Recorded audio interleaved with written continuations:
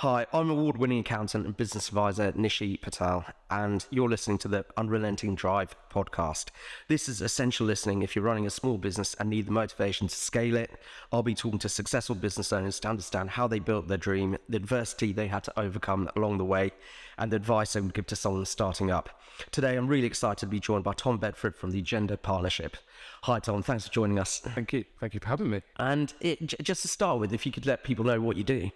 Cool. So Agenda Partnership are a recruitment and training company. So two separate businesses, recruitment being our sort of core business, the business that we started with back in 2012, which came from my background and my business partner's background was in recruitment. So naturally came together and went a run with Agenda Partnership, which we're now in our 11th year of trading. So everything's going really well.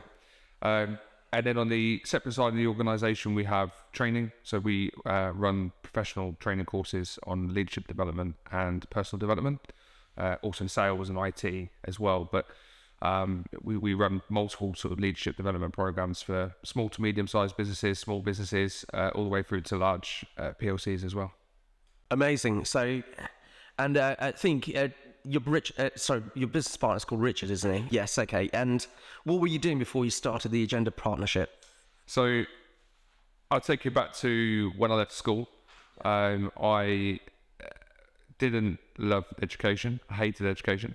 And what I did do was ended up at sixth form for about 15 minutes, quite literally. Decided that it wasn't for me. And before I got home, my parents already knew that I'd left. So at that point, they were saying, what are you going to do? I said, I'm going to go to college, a bit different. So I chose to do public services. I had the vision of becoming a police officer. And I really enjoyed the year that I was doing in college. And I was going to go on and do the second part of the diploma. But then I realised the effort that I needed to fill in a police application form. So I started in a contact centre, telemarketing, so quite literally making $60, $70 an hour. At the point it was giving away free magazines, so subscriptions for people that had magazines. And I took to it really, really well. And after my first year of college, I decided I'm not going to go on and do my second year or my third year. I'm going to go into full-time employment. And that's what I decided to do. So basically born and raised in a contact centre in Wellingborough, where I was born, moved to another organisation in Rushden, which was a contact centre as well, but they also had a recruitment part to their business. And it really intrigued me. I wanted to do something else. I wanted to go into industrial recruitment. For my sins, I did for about 4 months because I just wish I didn't never left my last job.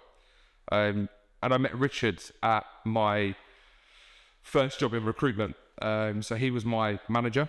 And then he moved on and went to a business and sort of said, come with me. So I went with him. At the time, I pretty much doubled my salary. And everything, life was good, right? I was nearly 21. I didn't have any dependents. I didn't have a mortgage. My salary had just been doubled. I was like, yeah, this is it. So you mentioned like you had this like a preset mindset about recruitment. You thought it would be a certain way. What was the reality of what you saw when you actually went into it? What was the biggest surprise to you, or the biggest difference to your own expectations? So as a junior recruiter, as someone learning how to sell, because let's get it right, recruiters are glorified telesales people in a way, because there's the graft of developing relationships, building a network. That's hard work. That's real hard graft, and that's what a lot of recruiters tend to not want to do anymore. That's why people tend to come out of recruitment, because it's a real challenge. So as a junior recruiter, didn't think anything of that. I didn't think that was going to be part of my job role. I thought recruitment was interviewing people, and that was it. And I was really good at speaking to people. Didn't realise that there was a bit before that. It's almost like building a house. You don't just lay bricks on the floor, right? You have to build the foundations. Well, actually, the way I was thinking of it, it's probably like being an estate agent. You have to sell your services and then sell the house, right? So yeah, maybe similar to in recruitment. Someone going into a state agency that was naive like I was would probably just think they're just going to sell houses from day one. But where did the houses come from? And how and who am I selling for? Who am I going to be recruiting for? What am I going to be recruiting for? How am I going to find the people? Never really crossed my mind. It was more about, I probably had a point in my life when I was 20, 21 where I was lazy.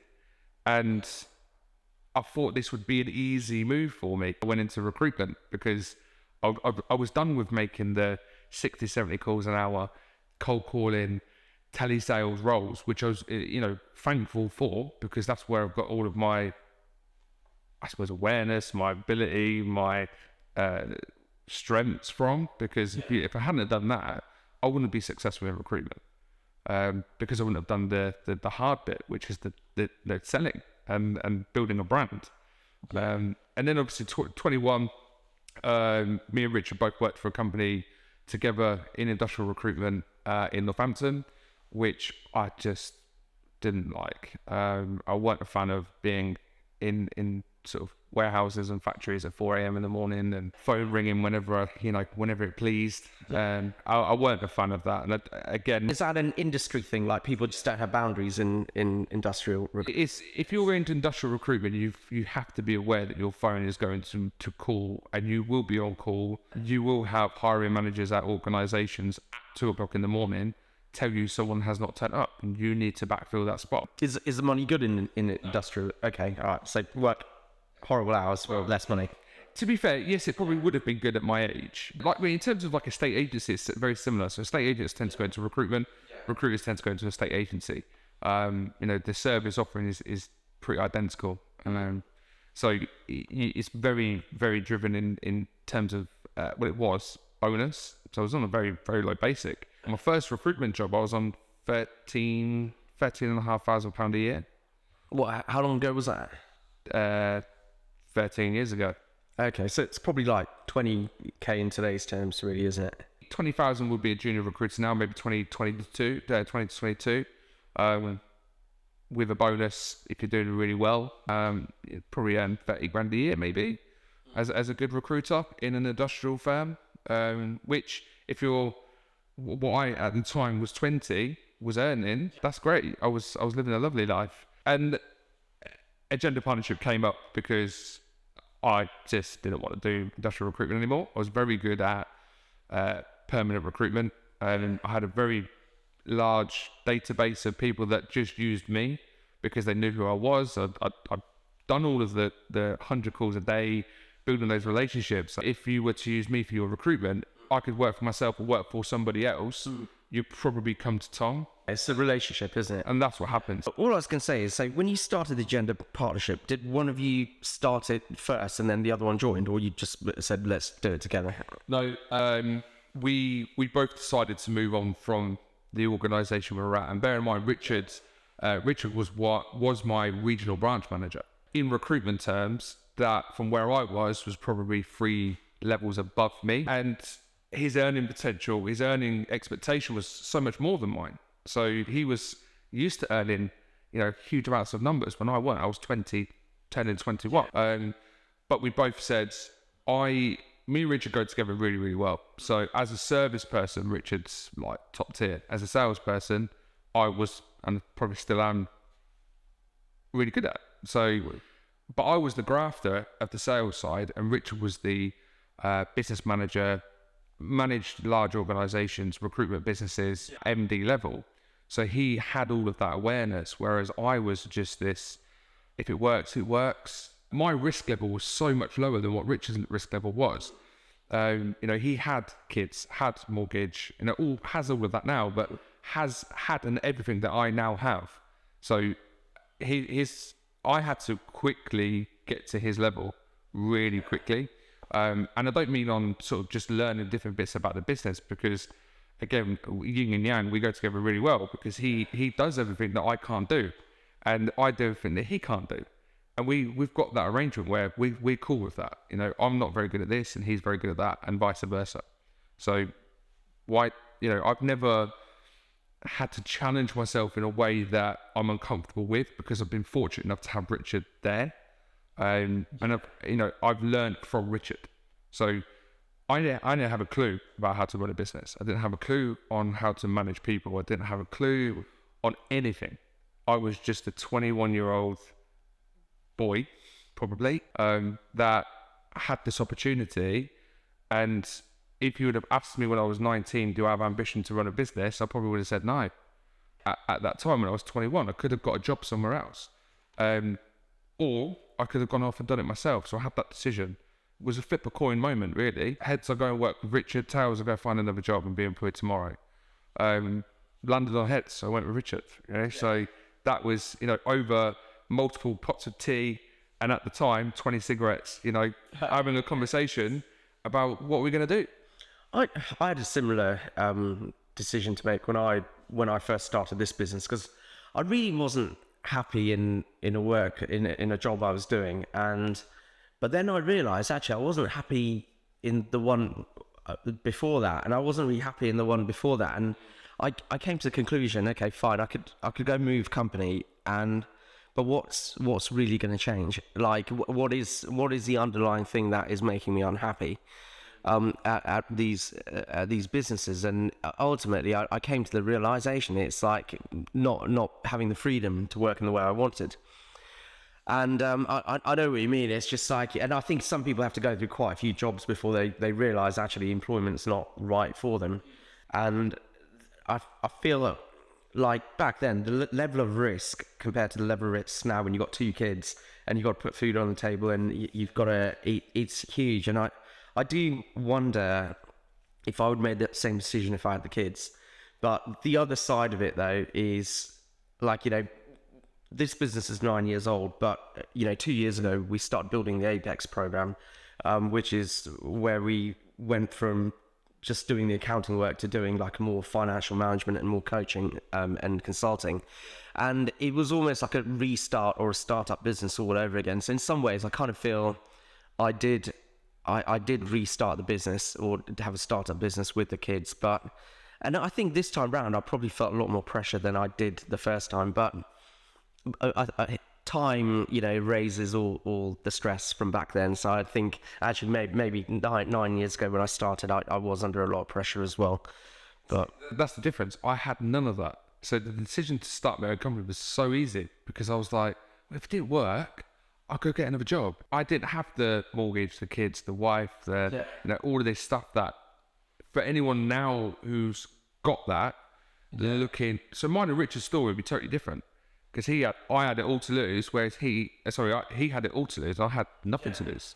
Well, actually, one thing I was going to say, and like on a psychological level, because I guess you got your material things to lose, or not to lose, but there's a psychological bit. And like you mentioned, you came from like a council estate, and you had quite a poor upbringing. My parents are fine, It's just like you didn't have as much money as other people would have, and one thing I've noticed talking to quite a lot of business owners is the ones from a poor upbringing, there's probably a better way to say that, but from a working class or where they had less money growing up, they take more risks when they start their business than someone from like a middle class upbringing, because like when I grew up, we didn't have much money at all, but I came from a family where people were doctors, where people were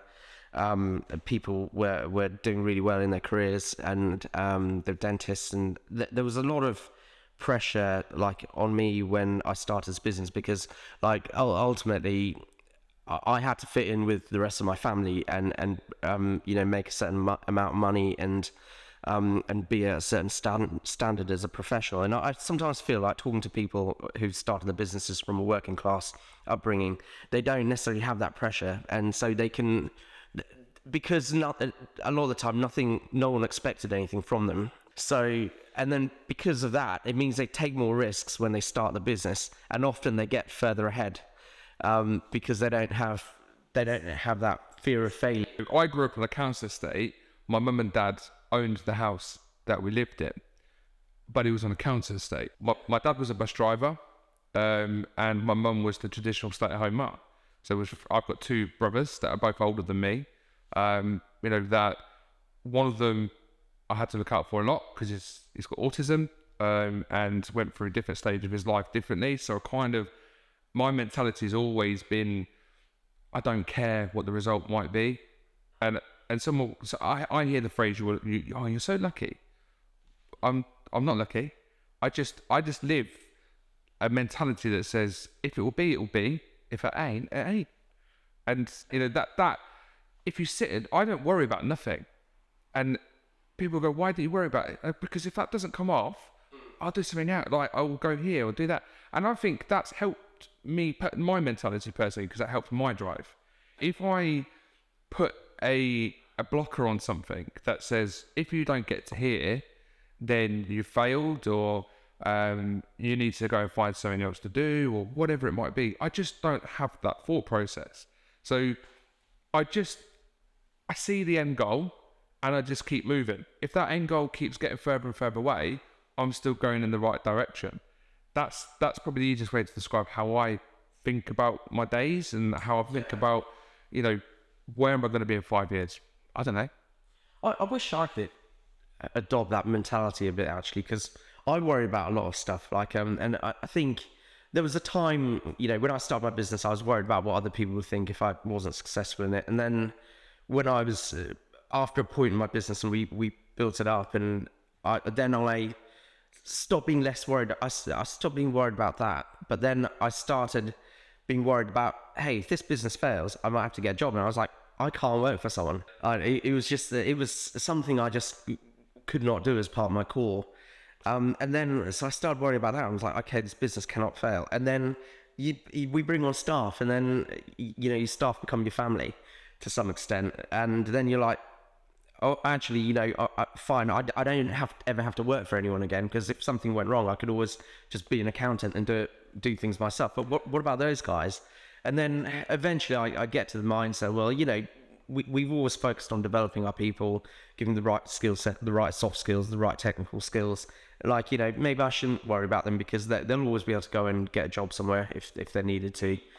And gradually I'm getting to a point where I'm becoming less worried about stuff. But I think one of the things, though, is like sometimes I envy people who come from a sales background, because your biggest asset is your ability to just pick up that phone, and wherever you are in your life, if you've got a phone, or if you can just go talk to someone, you can do that. Whereas for me, one of my biggest assets was being a chartered management accountant.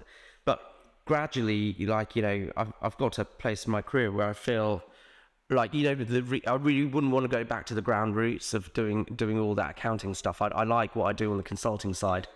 But there's always, I think there's always a lot of mindset stuff when you're scaling a business. It's like, in fact, relatively, although the finances are complex, the mind and all the limiting beliefs and all the things that are holding you back, all the irrational things that are holding you back from making the right decision, they really do come into it, and you're always trying to deal with that. Even in about personal life, people will say to me, Tom, why don't you worry about this? Or Tom, why? If I worry, I won't get there. That's literally how I think. So obviously I think about everyone around me. My awareness of people, my emotional intelligence is really high. I'm aware about what my thought process might do to something else or to someone else, or I don't really talk about how I handle things mentally, because I just go. I just go. Mm-hmm. And again, that's where me and Rich go really well. Rich is a really analytical thinker, whereas I just do it. I'm like, how would I describe it? Like a hitman, right? I'm not going to plan. You just tell me where, and I'll do it. That's kind of my mentality. That's probably the easiest way to describe it. I'm not a hitman, by the way. No. It's someone, I don't plan anything, and I just get there. And I think maybe I do that so I don't feel like I haven't achieved something, because I don't know what I'm trying to achieve. I've just achieved it. Does that make sense? So instead of going, right, I'm gonna build a business that turns over £1 million, or I'm gonna build a business that turns over £5 million, I'm just gonna do it, and then I'm gonna look back at it and go, like me, I've got a business that turns over £5 million. So I'm not gonna plan my way there, but Richard would plan his way there. So actually, he pulls me back sometimes because I'm just kind of I've still got that bit between my teeth where I don't mind doing business development. I'm never going to be above doing business development. I'm never going to be above being the guy that goes to a networking event.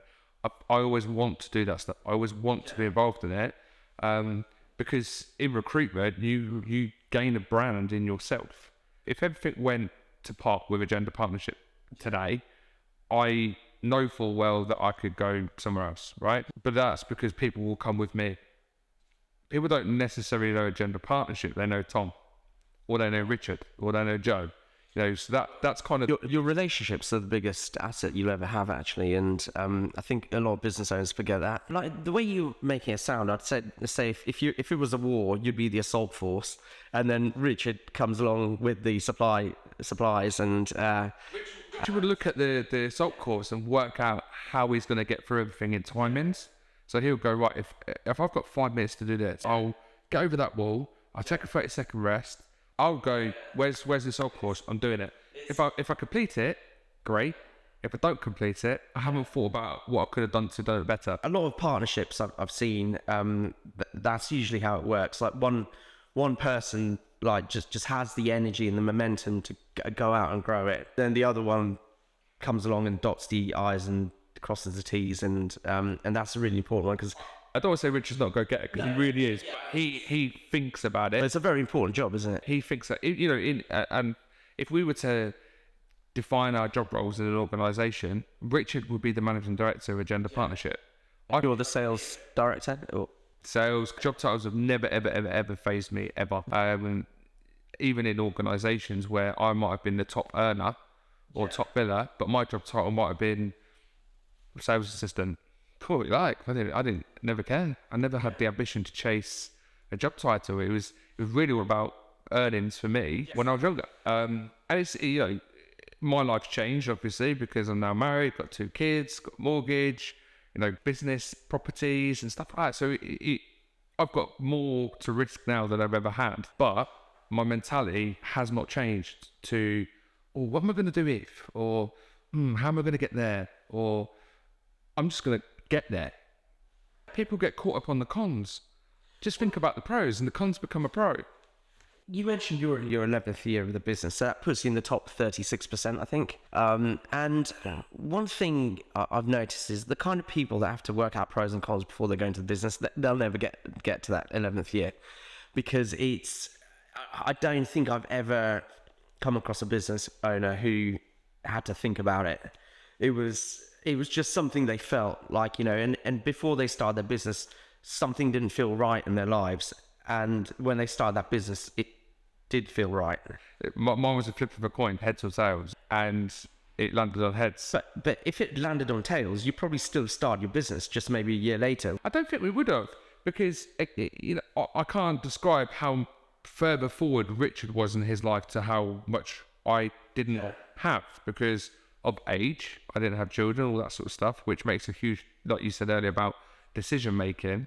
I never had any of that, so my decision was so easy, whereas all the risk really sat on Richard, because we're 50-50 partners. If Richard was used to earning X amount a year, a month, or what, I had to be dragged into that. So I was all for it, because I've never earned so much money in my life. But that never changed my mentality, where some people might, if you start earning certain numbers, people will then start resting back on their laurels and going, this is wicked. I don't have to work as hard anymore. I'd have never had that. I just remember first year of trading was difficult. It was, we had, I can't remember what our turnover was. It was something so small. I was shocked at the point. I was like, is this going to work? Because I had this mentality where this is going to be easy, because I've got all these clients that already know me. I think we only turned over like 56 grand in our first year. And I was like, I said to Richard, like, wow, this is bad.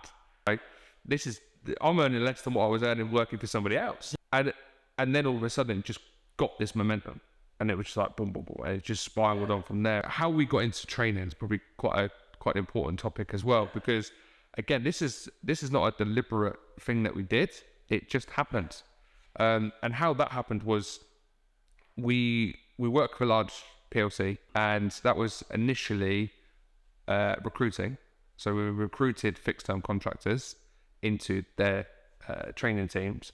And then 6 months later, they decided that program was going to be for 3 years. And they had a recruitment freeze, believe it or not.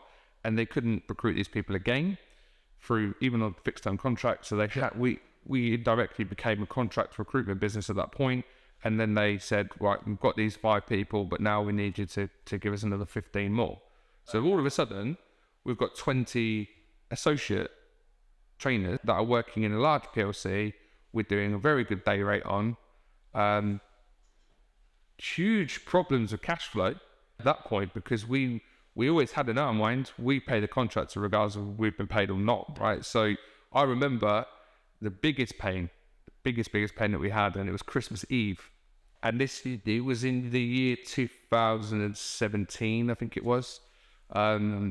This invoice, it was a substantial amount that wasn't paid when it was supposed to be paid. We didn't have to pay the contractors until the day after Boxing Day or something like that. But we were like, no, we're going to pay our contractors before Christmas. And I just remember it being a very large sum of money. And it nearly broke us to the point of, if this invoice didn't land, we're done. Like, we're done. And I think it was like 4:45. Fresh in on the online banking. As it landed, came in, and we were like, never want to be in that position again. Never ever do we want to be in that position again. What have you changed to make sure you're not in that position? Negotiated our terms. Okay. We've been stricter with our terms of business. I think when we landed that project, and we still work with them now. We're in our 9th year of working with them, and that contract is substantial for us. It's a really big contract, and it generates hundreds of thousands of pounds a year in profit, not even just in revenue. It's probably millions in revenue, but profit is obviously taken away from that. But we've just learned that we needed to be stricter with the client. Yeah. We weren't going to be there for them, because we sat there for, why are these guys working with us? How have we done this? And sometimes you scratch your head and go, why is that organisation working with me and Richard? At the time, it was me and Richard, and I think we had 3 employees at the time. So there's about 5 of us. Why are they working with us? And it was probably just down to personality. It was down to liking working with us, whether they didn't know how big we was or how small we were, should I say. And we were still scratching our head, why are these people working with us? And we just thought, do you know what? We can't put ourselves in that position anymore. So regardless of whether we lose the contract or not, we're going to strap it on, and we're going to tell them we can't work to these 120 days, payment terms that you're asking us for. We've got our contractors on, some of them on 7 days, some of them on 14 days, and they were working 5 days a week for large sums of money. We were having to wait months before we even, at some points we were, maybe even owed about £500,000. And it got to a point of going, we can't do this anymore. We can't sustain this. So, recruitment was almost propping up the training business. And we're like, that can't happen either. We're relying on us doing really well in recruitment just so we could do training. But anyway, we fast forward to where we are now, where we've gone through all those real pinch points and pain points from cash flow issues or learning about training. And actually what we have got is a lovely associate board of people, great people that have supported us in our journey to develop what I've got here, which I am going to show to the camera, which is our prospectus, which we've worked really hard to design, not just to make it look nice, but it's the material that's inside it. It's been designed by people that many years of experience. It sounds like you've understood the risk with just working with like one really big customer. So it looks like you're trying to diversify your client base a lot more. And I think we had a customer who went into liquidation recently, and I did warn them like a long time ago, but they had like one big customer that was making like 70% of their turnover, and those guys just pulled the plug overnight, and that the business just went under. But One of the things I always talk to clients about is like, if you've just got that one big customer, it does impact the sale value of your business because it's more risk. To increase the value of your business, you're always trying to de-risk your business as much as possible, whether that's a customer leaving, whether that's a member of staff leaving, whether that's yourself leaving.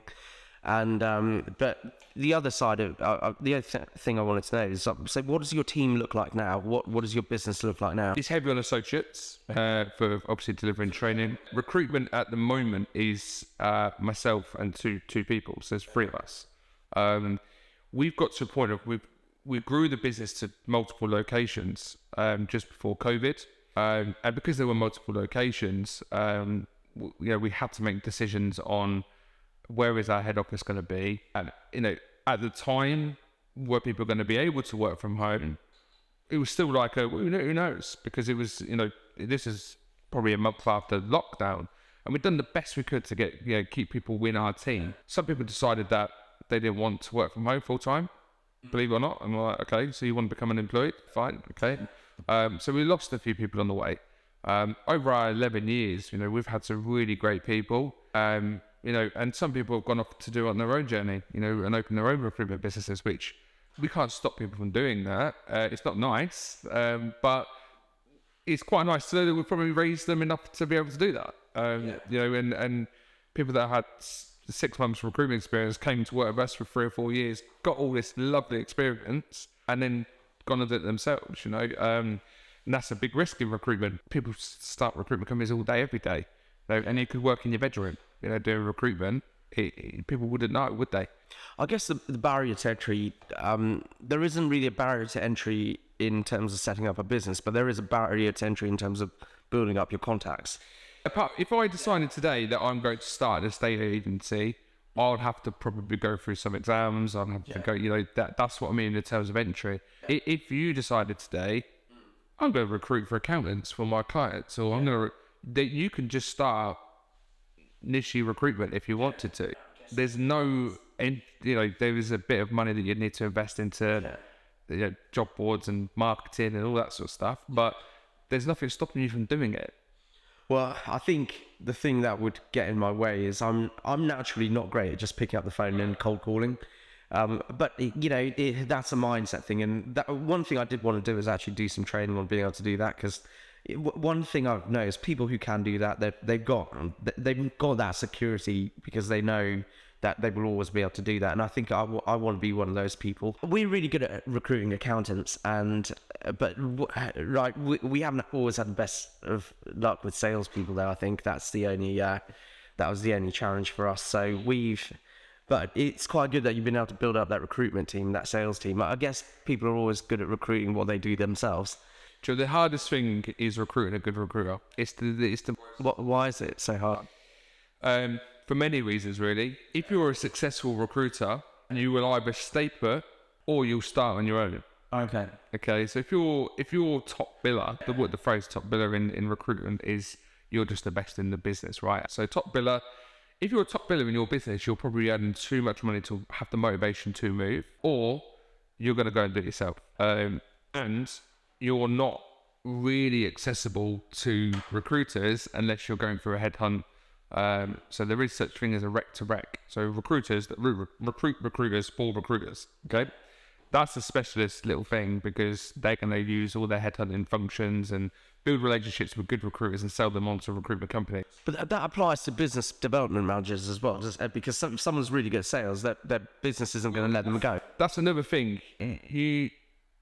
I would say, I don't know the exact stat on it, but I would probably estimate 80% of recruiters don't like business development. And that would be another, coming from an organisation where you might not have to do much BD, because you've been there such a while, you've just created your accounts, or you're an account manager, or you're just okay with what you've got, to then move on to do it somewhere else, where you're going to have to build a new desk, where you're going to have to do business development, or you take some clients just to give you a bit of a leg up, but you're going to have to do that graft bit. And that's the bit that people don't want to do. For one reason or another, not comfortable doing it, don't like doing it. People still then seem to think that I'll go into internal recruitment because it becomes a lot easier. Yeah. does it? You just don't have the BD bit. You're still selling because you've still got to engage with stakeholders. You've still got to be able to hold your ground. You've still got to be aware. You know what, though? I'd argue if someone's in an industry and they want to take an easy option, then they should really be asking themselves, should they be in that industry? Because I mean, that's just them saying, well, they don't want to develop, essentially, isn't it? I would say, but I can see sometimes there's opportunities to go internal, which are very hard to pass or come across that you're not going to get the opportunities to again. There's going to be, you take companies like Apple, for example. If someone knocks on your door and went, come and be the head of recruitment for Apple, and no, I don't want to go internal. I'm quite happy being at a warehouse in the morning, checking my temps in. There's that carrot that's going to be dangled. But if you're coming out of agency, which is normally a red flag to other agency owners, is, so what's motivating you to move on from, you're doing really well, I don't want to do the sales anymore, bored of it. Okay, or I don't want to do the resourcing, which is the finding the candidate bit.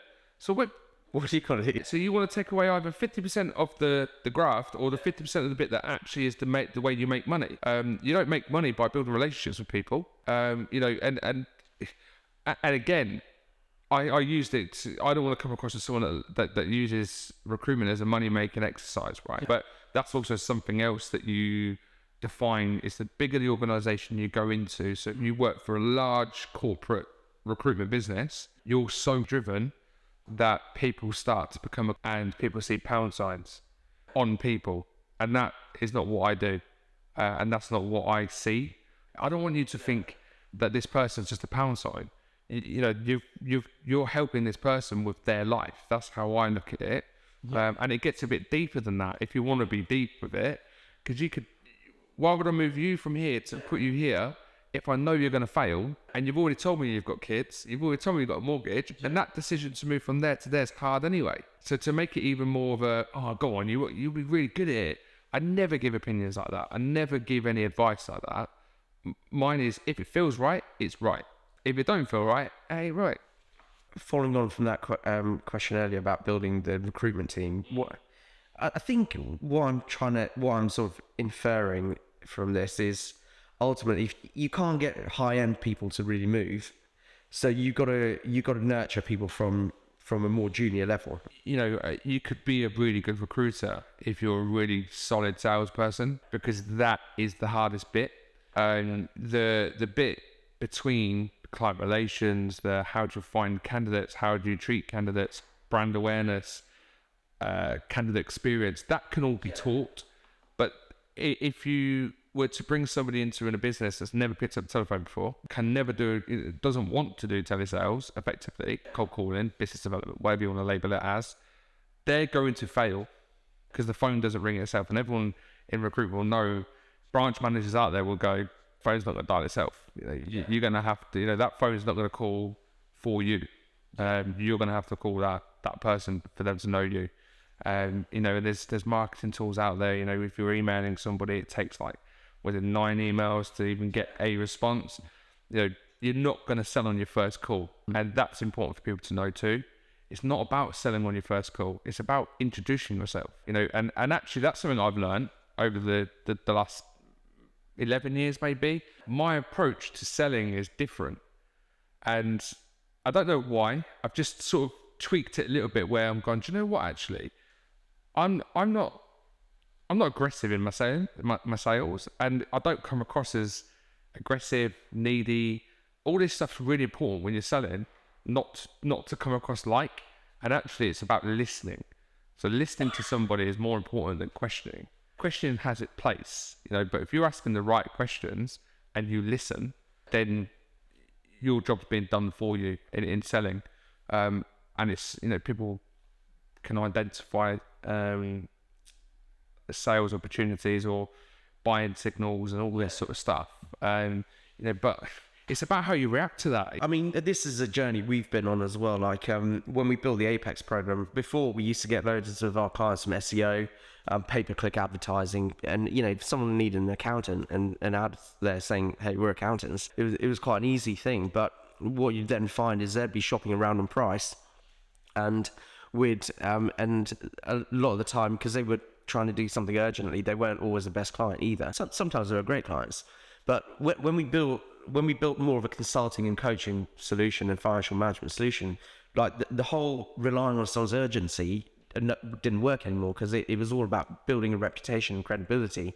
And we've had to we nurture customers, potential customers, in a different way. Like, we have lead magnets, and we have content and events, things like that. And it's but I do, and also there's advertising everywhere these days, so you've really got to be really specific about who you're helping, and give them something that they want or they'll find useful. If I'm talking to a customer that I know full well is using 8 other agencies, I'm seeing myself out of it. I'm not going to be involved in it, and the client will know that. Yeah. If you're using 5 other agencies on this, you do not need me. If you want to use 2 agencies, that's fine. If you want to use 1, then use me. But I'm not being involved in the race. Even from their point of view, that must be really inefficient, having to manage that many different relationships. Their mindset is, if you're casting it out far enough, you're going to catch a whale, right? Yeah. But if you don't need a whale. If you could just imagine that, if you're looking for a salesperson, you approach me and say, Tom, can you support me with this? I go, yeah, sure. Let's have the brief. How serious are you? I'm going to do my due diligence, effectively going, what is it you need from me? And then you say to me, I've spoken to 7 other agencies about this as well, and they're looking. I'm going to go, to just paint this picture. Those seven other agencies are doing exactly what I'm doing.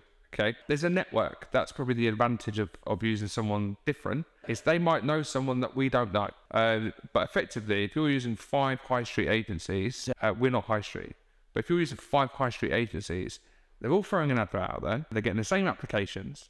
They're all registering the same candidates, clients. They're all using the same job boards, which they're all searching on.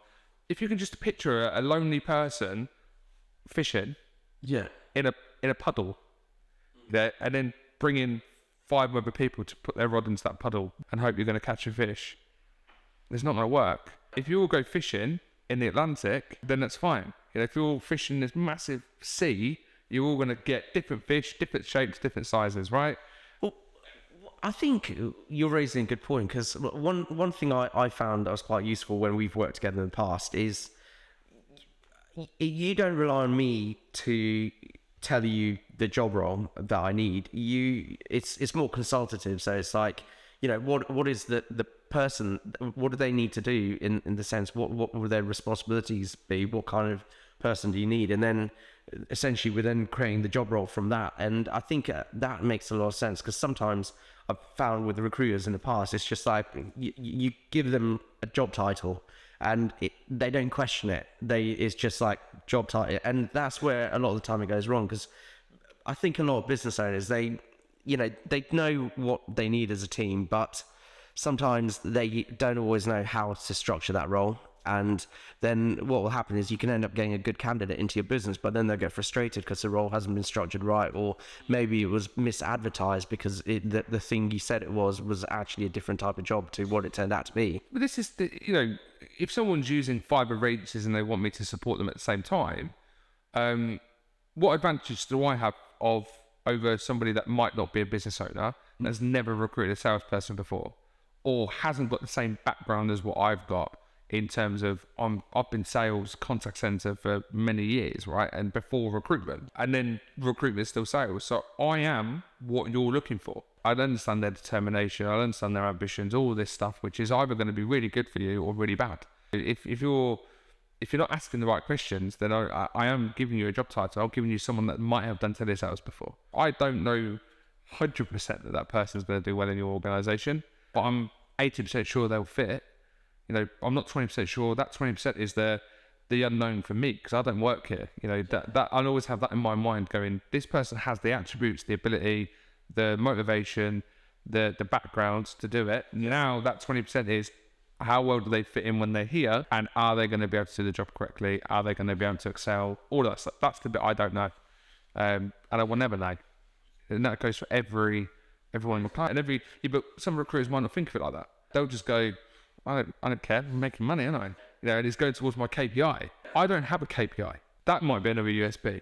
I don't work towards a target. I don't have I've got to have 15 meetings a week, 25 interviews out, 16 places, whatever. I don't have that target. So that might help me and that's why we don't really, we've got targets for our consultants, but they're not aggressive targets. They're not, because people start fluffing about and start panicking. If you panic, you're going to sink. We all know the saying, if you go to school, just lay back, right, relax, you won't sink. But people that are under pressure start panicking, which then starts sinking, and it's just you're going down at that point. So our real target for our consultants is, this is it, right? Get to here. That is whether we want you to build this much a year. How you get there, that's down to you. If you want to work 9 till 3 and have a 4-hour lunch break, that's down to you. If you do not get here, that's the problem, right? So if you're setting someone that target, they will achieve it because they've got that flexibility to get there. We're not sitting there going, so how many dials you made today? How many interviews you got tomorrow? How many meetings you been on this week? That's the pressures that people get in other organisations, bigger businesses, branches and stuff. We don't target people like that. To have that mentality, you really got to trust people, I think, but actually, it does make sense. If you hire right and you do trust them and you know they're motivated by the right things, then actually you can be a bit more hands off and let them be free to go achieve stuff. I think where a lot of business owners probably struggle, from what I've seen, is like their expectations, like, someone comes in, they're effective like 2 months later, and really, like, it can take 6 months to a year for that kind of candidate. And maybe that's why a lot of businesses never try and build a sales team, because they can't play a long enough game, or they don't have the cash flows to sustain a long enough game. But it's such an important part of. I prefer to recruit for smaller businesses than I do bigger businesses, because the thought process behind it is a lot more than working for a large PLC. It's quite it's easy come, easy go. I've got big organisation clients that I sit there and go, wow, why are they working with me, right? But I'm not saying I prefer to work with smaller businesses over that, but I just feel like I get something out of supporting a smaller business. We've got a mutual connection that I've supported, and what that's done for him and his business could catapult him forward, right? Just from recruiting 2 heads, and now, to be fair, it's been 4 heads into his organisation. But he, from 2 recruits, has given him probably 60% of his time back. What would you say the biggest challenge and thing to your business, just as we've been growing scalable? COVID was actually quite okay for us. We're generalists, which meant that some of our clients quite literally shut the door, where other clients were doubling their shifts, and some of them were producers, manufacturers to the NHS. Some of them were producing health vitamins and stuff. So everyone was getting on a health kick. So they were doubling in size. They were transport and logistics companies that we helped support, growing a customs team of about 120 people in sort of 18 months. So I was kept really busy through COVID. Which was great. We didn't know what direction we were going to go. Lockdown was announced, and that was one of those moments again where, similar to the cash flow, it was almost like everything was just getting knocked down. So you made all these placements. People were due to start new jobs. People had left jobs. It was really tough time. You had all of these people lined up to start work with a new client or new business within the next sort of 2 weeks or so, and we were getting call after call after call after call saying, "We can't start this person. We can't start this person. We can't start this person." And then we were like, "Okay, fair enough." So we could just see literally everything was being eliminated from the ledger. It was like boom, boom, boom, boom, boom. And then that wasn't the hard bit. The hard bit was then getting in touch with the candidate and going, "You were supposed to be starting here on Monday. They can't." Well, I've handed in my notice, and I feel really bad. I had nothing I can do. It was tough. That bit was really tough. Cash flow was obviously the biggest issue that we had many years ago. It was only about 5 or 6 years ago. That was the real sort of pinch point. growth. Recruiting good recruiters is tough. We were in a location which really didn't help us. I think that was the motivation, and that's why I opened a site in Milton Keynes, and I recruited more people in Milton Keynes in 6 months than I had in 5 years of being in a southern location. So location was a real big thing for us at the time. So we noticed that, but we were comfortable. So we got comfortable. That was another probably pinch point. When you get comfortable, you don't want to you don't want to get uncomfortable, do you? It's so.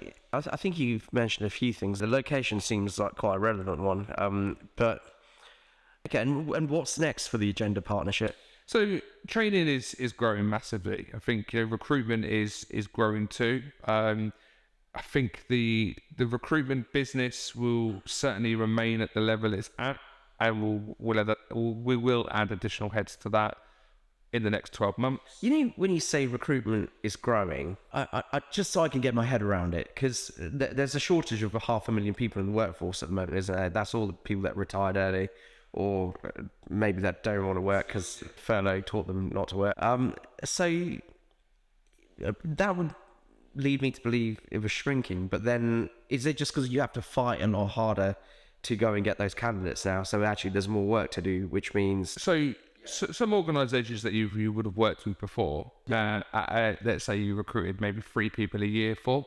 Okay. Now, because they were doing their own recruitment internally, they weren't struggling to find people at that time, and now all of a sudden they're going, we can't find this person, you're going to have to help us. So those 3 recruits that you were doing before for that business before is now turned into 15. So in terms of what I mean by recruitment's busy, is more vacancies land on our desk daily than they ever have before. So essentially, because there's a lot more competition in the market, the internal recruiters they don't have the skill set to. So recruitment's gone harder, so the internal recruiters don't have the skill set to. And businesses are still growing. I don't want anyone to have the perception of going into recession. No. I've not even had a conversation yet that was, we're gonna stop until we get out of this. See what the next 6 months. We've not had that conversation with anybody. Motivation's like, boom, we're growing. So for me, like, we've always overstaffed, but now more than ever it's just proving to me why you need to do that, because when someone leaves, it takes longer to replace them. So and if you don't want operational gaps, then you've got to do that essentially. And maybe that's what's happening as well. A lot of these companies, where before they might have had 10 members of staff, now they'll probably have 12 members of staff to do the same amount of work, and then free people up for training, things like that. Obviously the cash flows and the margins need to work, but I can imagine a lot of the jobs out there are just because people are factoring it takes longer to recruit. There's natural attrition as well in organisations, which people go, well, how does that equation work then? Because if people are not leaving jobs, how does that mean there's natural attrition in businesses? But there's growth and there's attrition. So we don't know about every opportunity in the world, and we don't just recruit from Northampton-based organisations. We're not just Northamptonshire. I mean, I've got clients everywhere, literally everywhere, and I've recruited as far as China, and I've recruited in Madrid, I've recruited in Italy, but they're for UK-based organisations that recruit in those areas. I'm not picturing myself as a European recruiter, by the way. No. But in terms of location, it doesn't really matter. When we've always been generalists and we've always had clients everywhere, and that stems back to my time with selling online advertising, because it didn't matter where you were really, because you'll put an advert online. So that client base that I was growing there followed me in different places, and they could be in Newcastle, they could be in Sheffield, they could be in Wimbledon. I'm based here, but I support all these locations everywhere. Again, it's nicer to work with local people because you can give it a little bit of a different feel. Because being in Wimbledon, interviewing with people, it's not nice. Well, it is nice, but it's not something you want to do Monday to Friday, is it? Right. But going back to your other sort of growth, I suppose for us, recruitment is going to grow. Training it's just ridiculous. It's great, really great. So we will be growing not just in terms of investment. So the office that we're hopefully within the next, by the time this goes out, I might have even been exchanged on. That's going to be our training centre. So it's big enough office to house us, a training centre, and probably a tenant or two as well. So it's far too big for us, right? But it was there. It was an opportunity. It's definitely an investment worth it. It's you got to take those offices as they come up. Like we found it, we had an office that we were too small to really fit in, but then we grew to fit the office. But that office hadn't come up for rent for about 17 years before then. So when you do find that perfect place, you just gotta get on it, and that's one of the decisions about growing a business. Really, you gotta invest today and then get that return, later down the line. And a lot of people don't have the confidence to do that. But again, I just see as most of the stuff we've done is organic. We had an opportunity, we took the opportunity, we ran with the opportunity, and now we're in our 9th year of delivery and training. We've only really over the last 18 to 24 months gone, do you know what? Why are we not selling this to our existing customer base? As much as people want to recruit, they want to develop and retain. So that's been a growth area of the business. And this is where I've changed my direction, business development. I'm now starting to look at affiliate, building relationships with people that can also go off to sell what we're doing, because they're having conversations with people all the time about the pinch points. And the 2 pinch points that a HR consultancy will come across is recruitment and development. So, people that I'm working with really successfully.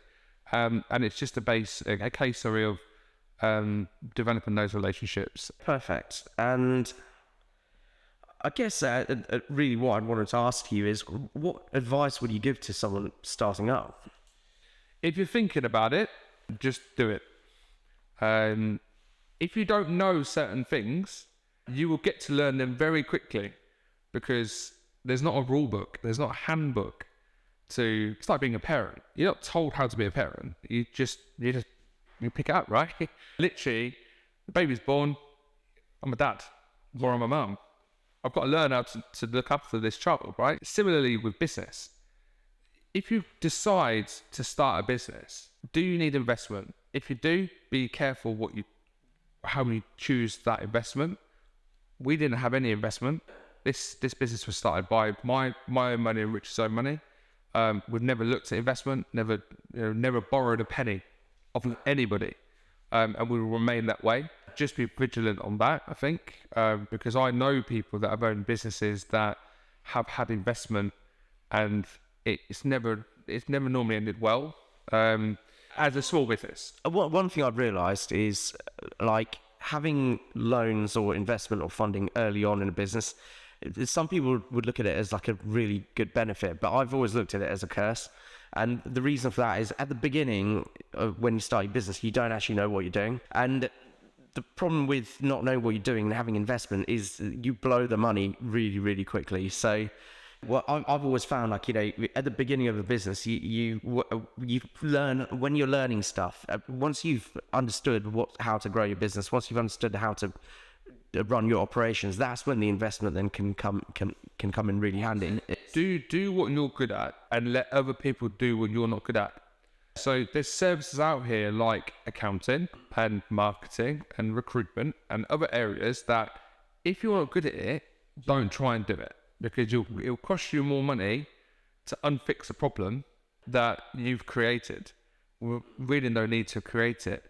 And yes, people might think, I'm a small business, I'm a growing business, I can't afford to pay for marketing, or I can't afford to employ somebody or pay a recruiter to recruit somebody. Whatever the situation might be, just, if you can't, then at least seek advice. And again, I'm quite lucky and fortunate enough that I didn't do it on my own, and I had someone that was far, far further forward than what I was academically, experience-wise, all of this stuff. Was way smarter than me. This is way smarter than me. So I had that luxury to fall back on someone else that knew the answer. But I've learned some stuff along the way. I would just say, if you can't do it, just don't try and do it. Don't hold back. If you're thinking about doing it, then just commit yourself to do it. The longer you think about doing it, you're not going to do it. You're right. Yeah. You're just not. If you have this thought in your mind and you're writing a business plan and you're thinking, I'm going to become a millionaire in 4 years' time, have that vision. Absolutely, have that vision. But don't beat yourself up about it if you're not where you need to be. And that's why I said earlier on, I never set that ambition. You know, am I going to be a millionaire? I'm not a millionaire. Will I be a millionaire? Probably. You gave me a really interesting statistic a while ago, but and I think it was just something about the average amount of time someone stays in a job. Do you have that to hand? I think, was it like most people are in a job for about 2 years? I mean, the average could be. I don't know the correct data on that. But yeah, you're gonna get people that are in lifetime jobs. People that have been in a organisation for many years, celebrating their 40th working year anniversary in a business. But then that's different these days. Now, my granddad worked for Perkins, which was like a construction company in Wanneroo years ago. He celebrated his 50th working anniversary of that business. He only ever worked there and he started working and retired there. You just don't get that anymore. Why don't you get that anymore?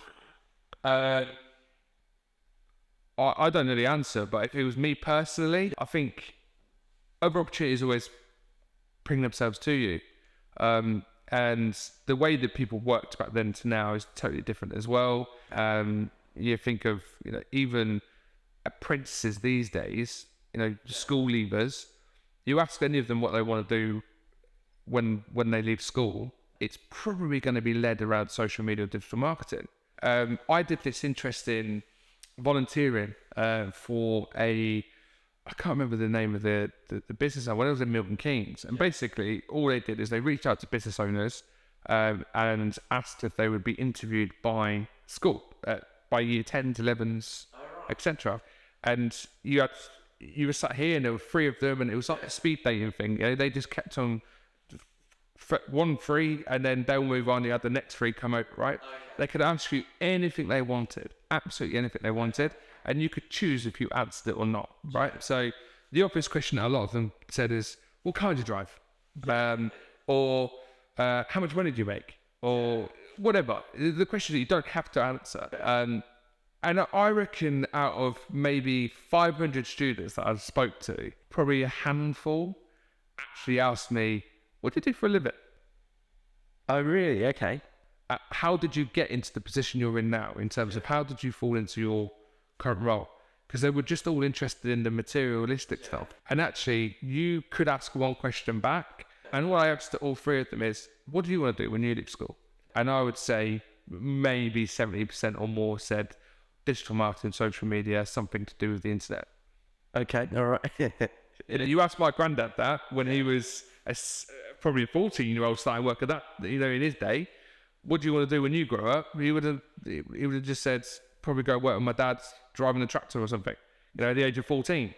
Going down the mines or whatever. It's just not the same thing. That's why I think, people don't stay in jobs long term now, is just too many opportunities come. There's more entrepreneurs in the country now. There's more people that are willing to take that risk. And people just will move on. It's organic. Whenever I recruit for myself, I expect a 5-year life cycle. If that person's going to leave in 5 years or so, because it's just natural. People relocate. People might date someone in a different country and end up moving. People have a midlife crisis and go, I'm going to up my stuff and move to Australia. Whatever it might be, those sorts of natural things are going to happen. And that's why I think, to the answer to why do people not do it long term, in answer to what is the average of, I speak to so many people, I would say the average is probably about 2 years. That I see, because you get the occasional one that's been there forever, and you get the occasional one that's been there for 6 months, and then you got the ones in between there, like maybe 2 or 3 years, maybe 5 years. Again, is that acceptable in a CV? I don't know. I don't think it really matters. I guess it depends on the organisation, doesn't it? So many people are caught up on, this candidate, Tom, has only worked for his current business for 4 years, but before that, he had 3 jobs in 2 months. You're like, okay, ignore that bit and look at what he's doing right now. But then people are quick to look at a negative. This guy's top biller, done this, done that, done this, been here for 4 years, looking for it. But Tom, let's just drag it back to 2014 when he only worked at this company for, looks like 3 months. Okay, that was 2014. We're now in 2023. I've always said to my team, maybe it's a bit of a negative thing to say to them, but I've always said to them that, people will remember you or people will judge you for the 3% of stuff you don't do, not the 97% of stuff you do. And I don't mean that to be a negative thing when I say it to them, but the reason I say it to them is because I'm just trying to reiterate the importance of having credibility. And that's something we talk about like throughout the business. Like, it's not just my job to have credibility for the business. It's everyone's. They've got to show up in the right way. They've got to talk to people in the right way. They've got to prepare themselves before they talk to people. But then the other side is I go the other way and I'm like, actually, look, you know what? Things do go wrong, but actually let's focus on the 97%. Harry Kane doesn't become a bad goal scorer because he didn't score last game. But if he scores a hat-trick this weekend, he's now the best striker in England. Yeah. But if he doesn't score for the next 4 consecutive games, it doesn't make him a bad player. No. It just means he hasn't scored. Yeah. So for people quick to judge. Yeah. But that's what we all do. That's human nature. I thought one thing I know about business owners, actually, one thing I really like about business owners and working with them is actually they tend to be less judgmental. And what I mean by that is when I say business owners, I don't mean the solopreneurs and self-employed people. I mean like business owners who've hired staff. And hiring staff teaches you a lot of humility, because when you've got staff working in your business, you end up taking responsibility for them and what they do.